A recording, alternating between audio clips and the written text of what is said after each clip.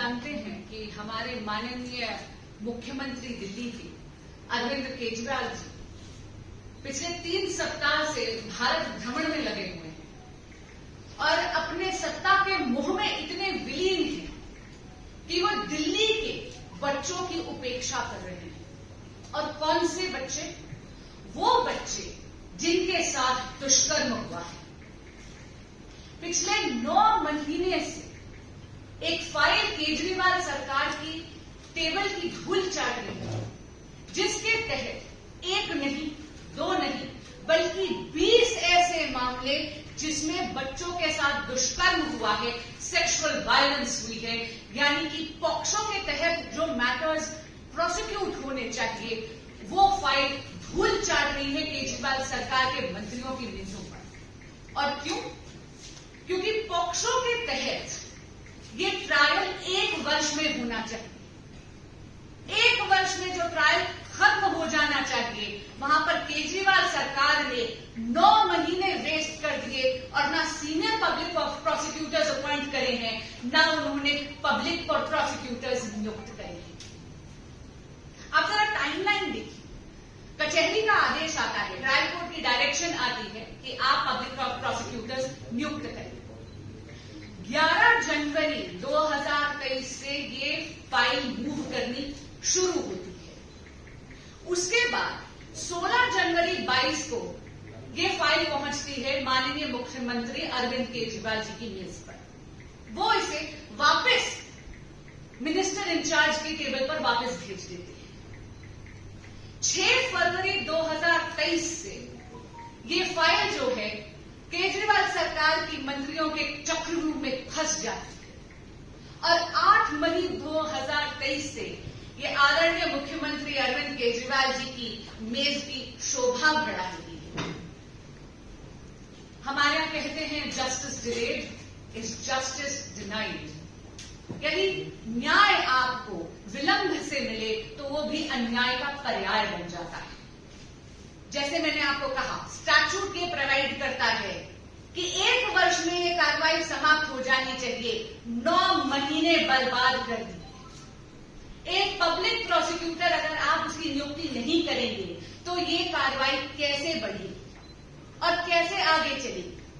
और इसीलिए आदरणीय उपराज्यपाल जी ने मामला अपने हाथ में लिया और इस अन्याय से दिल्ली के बच्चों को बचाने के लिए सेक्शन 24 सीआरपीसी को इन्वोक करते हुए यूनियन मिनिस्ट्री, होम मिनिस्ट्री को प्रस्ताव भेजा है, जिसके तहत अब ये नोटिफिकेशन निकलेगी जहां पर पब्लिक प्रोसिक्यूटर्स और सीनियर पब्लिक प्रोसिक्यूटर्स अपॉइंट हुएंगे। मैं पूछना चाहूंगी कि केजरीवाल सरकार बहुत बड़ी बड़ी टिप्पणियां करती है। पॉलिटिकल माइलेज लेने में, यानी राजनीतिक माइलेज लेने में केजरीवाल सरकार बहुत निपुण है, लेकिन कब तक भारत में और दिल्ली के बच्चों के साथ, दिल्ली की महिलाओं के साथ वो ये विलंब और ये अन्याय करते रहेंगे? बोल का मोल केवल तब होता है जब आप जो कहें वो करें। बड़ी बातें करना बहुत आसान है, बड़े दावे करना बहुत आसान है, लेकिन मैं आज करबद्ध प्रार्थना करती हूं आदरणीय मुख्यमंत्री अरविंद केजरीवाल जी से कि कृपया ये जो निर्णय आप नहीं लेते हैं, जब आप कोई काम नहीं करते हैं, जब आपकी सरकार के मंत्रियों के चक्रव्यूह में ऐसे संवेदनशील मुद्दे अड़ जाते हैं, ऐसी फाइलें आप क्लियर नहीं करते हैं, तो आप दिल्ली की जनता के साथ अन्याय करते हैं।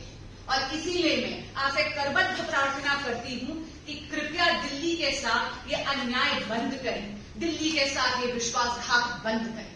और हां, भाजपा की कार्यकर्ती होने के नाते, एक महिला होने के नाते, एक वकील होने के नाते मैं आदरणीय उपराज्यपाल जी का धन्यवाद करती हूं कि एक कार्रवाई थोड़ी अब आगे बढ़ेगी और दिल्ली के उन बच्चों को न्याय मिल पाएगा। Any questions? जब इस तरह के जघन्य अपराध हुए हैं तो सरकार की तरफ से उपराज्यपाल की भूमिका पर सवाल उठाए जाते हैं, लेकिन यहाँ मामला उलट दिखाई दे रहा है। एलजी ने तत्परता दिखाई जबकि सरकारी चक्रव्यूह के अंदर फाइलें फंसी रही। जी, तो उन आरोपों को आप लगता है कि इस तरह के पॉलिटिकल आरोप करते हैं उपराज्यपाल पर उसका कोई आधार नहीं? जी, जैसे मैंने कहा, पॉलिटिकल माइलेज जो है उसको लेने में केजरीवाल सरकार बहुत ज्यादा निपुण है, और इसीलिए वो जब भी होता है तो किसी ना किसी और के सर जो है एक ठीकरा फोड़ देते हैं।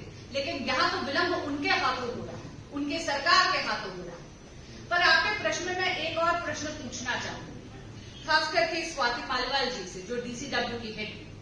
मैं पूछना चाहूंगी, क्या वो तो हमेशा बच्चों और महिलाओं के लिए, उनके अधिकार के लिए आवाज उठाती हैं, क्या आज वो केजरीवाल सरकार ने जो विलंब करा है, क्या इसका वो समर्थन करती?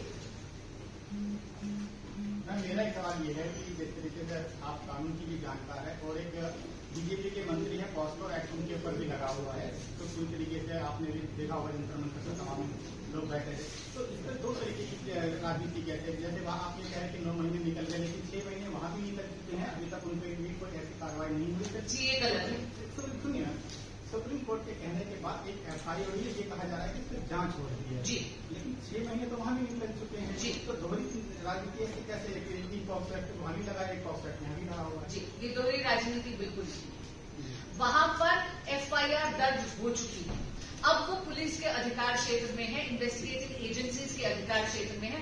और देखिए, मेरा अगाध विश्वास है इस देश की न्याय प्रणाली पर। मैं जानती हूं कि इन्वेस्टिगेटिव प्रोसेस के बाद जुडिशियल प्रोसेस अपना जो है एक टर्न जरूर लेगा, एक नेचुरल कोर्स जरूर लेगा, लेकिन यहाँ तो बात एफआईआर से बहुत आगे बढ़ चुकी है। ये तो मामला कचहरी में उलझा हुआ है। मुझे आप ये बताइए, क्रिमिनल लॉ की पहली कड़ी क्या है कि एक व्यक्ति विशेष के खिलाफ कोई भी जुर्म नहीं होता, पूरे देश के खिलाफ वो जुर्म, समाज के खिलाफ वो जुर्म माना जाता है। इसका मतलब इसकी प्रोसिक्यूशन केवल एक पब्लिक प्रोसिक्यूटर के हाथ है। आप अगर पब्लिक प्रोसिक्यूटर की नियुक्ति ही नहीं करेंगे तो वो केस आगे कैसे बढ़ेगा? और वहां पर मुझे आप सच बताइए, इस विलंब की एक्सप्लेनेशन क्या? धन्यवाद।